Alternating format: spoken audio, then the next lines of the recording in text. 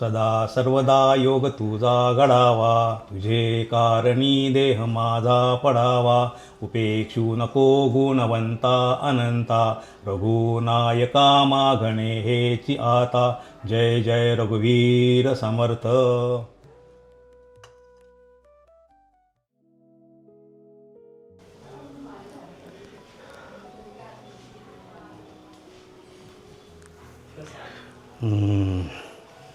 चला पेपर पाहूया आज. काय आहे विशेष पेपरमध्ये आज?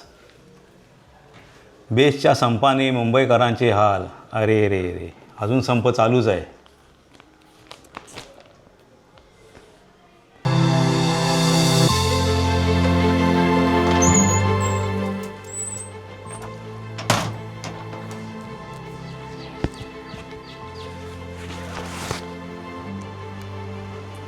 आई निघतो ग.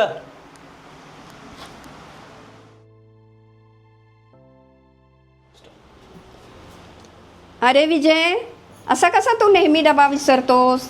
नेहमीचंच आहे हे तुझं असं सगळं. विजय, डबा ठेवलाय, हां, विसरू नकोस. हां, घेऊन जा, नाहीतर विसरशील. जयंती, चहा झाला का? हो झाला ना, आणते लगेच. झाला असेल तर घेऊन ये. हो हो घेते.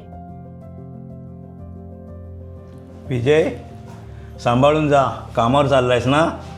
ओके. हो येतो.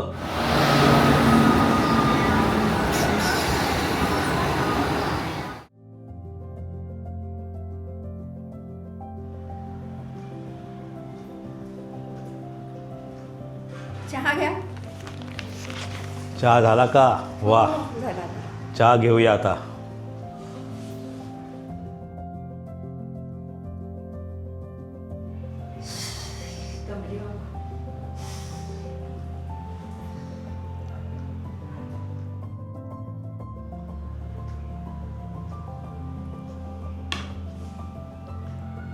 थकलीस ना?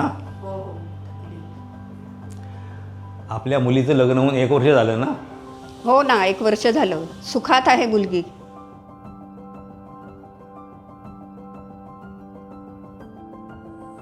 काही वर्षांनी विजयचे लग्न होते आणि त्याचेही 2चे 4 हात होतात.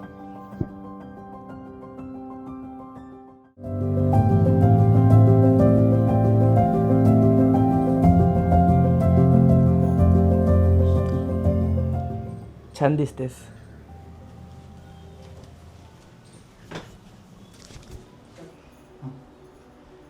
अगं, मी थोडं बाहेर जाऊन येतो. हो हो. सुनबाई, चहा जरा. हो बाबा.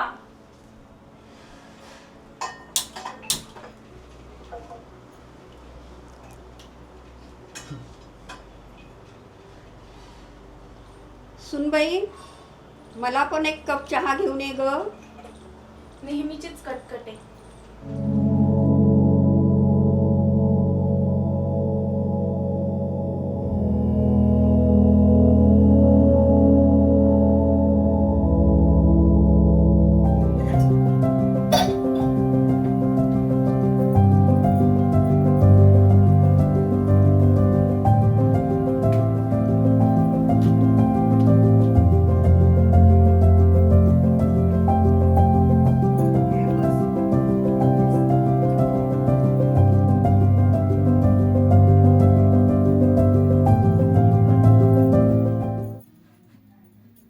काय झालं? एवढी नाराज का दिसते?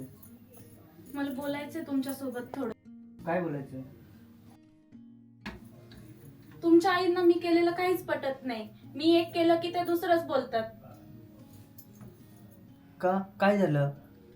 मी केलेलं जेवण त्यांना आवडत नाही. मी घासलेली भांडी त्यांना आवडत नाही. मी काही केलेलं काम त्यांना आवडतच नाही. मग माझं काय?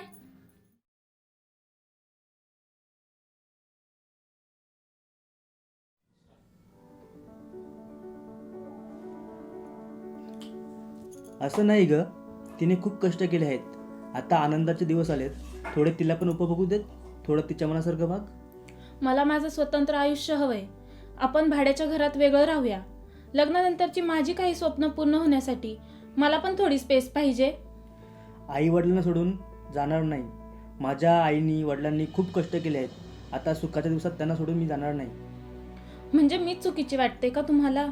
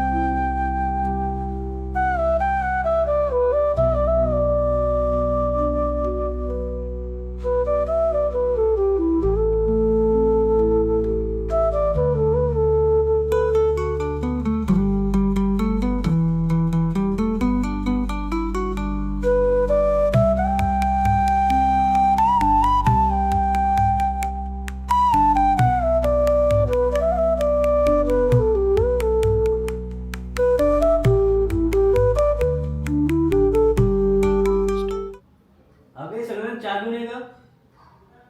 हो, आणते.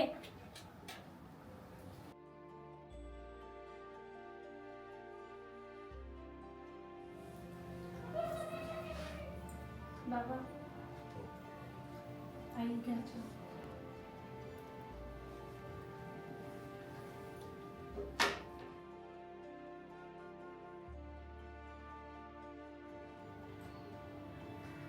सुनबाई, काल रात्रीचं मी तुमचं दोघांचं संभाषण ऐकलेलं आहे.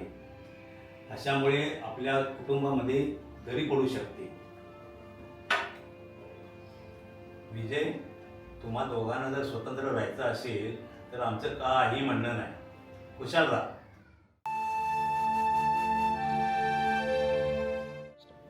अरे विजय, भाड्यानं राहण्यापेक्षा दुसरीकडे इथेच राहा. वरचा मजला आपला रिकामा आहे.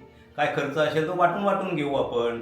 म्हणजे अर्धा खर्च म्हणजे अर्ध भाडं घेतल्यासारखंच झालं. नाही सुनबाई, तुझा काहीतरी गैरसमज होतोय. अगं कशी चालली हे बघ विजय, आई वडिलांच्या पासून दूर राहून तुम्ही भाडं देऊ शकता, तर आई वडिलांच्या सोबत राहून भाडं का नाही देऊ शकत? खरंच मी चुकीचं बोलले का? रागाच्या भरात काय बोलून गेले मला समजलेच नाही. मला माफी मागायला हवी.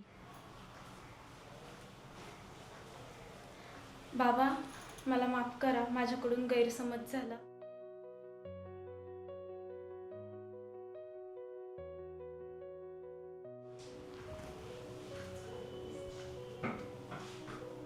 हे पहा सुनबाई, विजय, तुम्ही दोघे आमच्यासोबत राहिला तर आम्हाला आनंदच आहे. आम्हाला सोबत होईल तुमची आणि एक आधार मिळेल.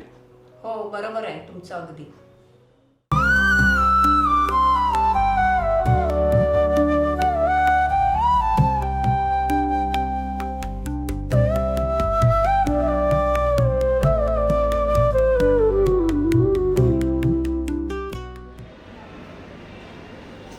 म्हणून सांगतो मित्रांनो, कुटुंबात जर समजदारपणा असेल ना तरच आपले नाते टिकते आणि संसार सुखी होतो. बघा विचार करून. चला, नमस्कार.